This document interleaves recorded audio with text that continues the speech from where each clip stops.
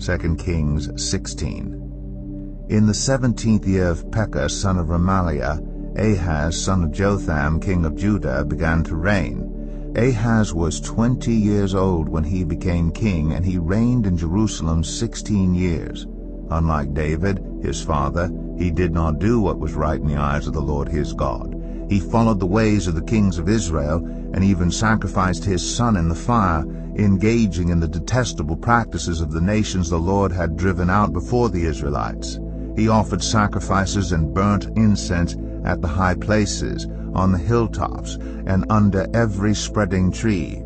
Then Rezin king of Aram and Pekah son of Remaliah king of Israel marched up to fight against Jerusalem and besieged Ahaz, but they could not overpower him.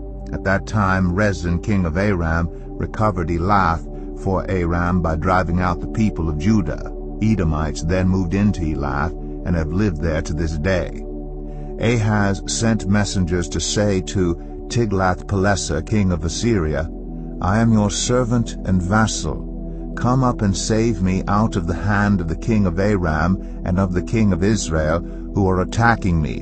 And Ahaz took the silver and gold found in the temple of the Lord and in the treasuries of the royal palace, and sent it as a gift to the king of Assyria. The king of Assyria complied by attacking Damascus and capturing it. He deported its inhabitants to Kir and put Rezin to death. Then King Ahaz went to Damascus to meet Tiglath-Pileser, king of Assyria. He saw an altar in Damascus and sent to Uriah the priest a sketch of the altar with detailed plans for its construction. So Uriah the priest built an altar in accordance with all the plans that King Ahaz had sent from Damascus, and finished it before King Ahaz returned. When the king came back from Damascus and saw the altar, he approached it and presented offerings on it. He offered up his burnt offering and grain offering, poured out his drink offering, and splashed the blood of his fellowship offerings against the altar. As for the bronze altar that stood before the Lord, he brought it from the front of the temple, from between the new altar and the temple of the Lord, and put it on the north side of the new altar. King Ahaz then gave these orders to Uriah the priest. On the large new altar, offer the morning burnt offering and the evening grain offering, the king's burnt offering and his grain offering, and the burnt offering of all the people of the land, and their grain offering and their drink offering. Splash against this altar the blood of all the burnt offerings and sacrifices.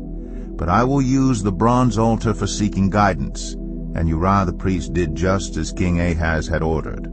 King Ahaz cut off the side panels and removed the basins from the movable stands.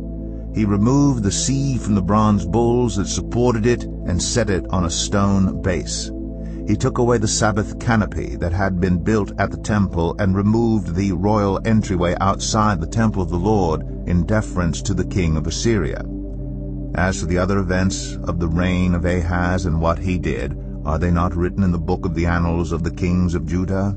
Ahaz rested with his ancestors and was buried with them in the city of David, and Hezekiah his son succeeded him as king.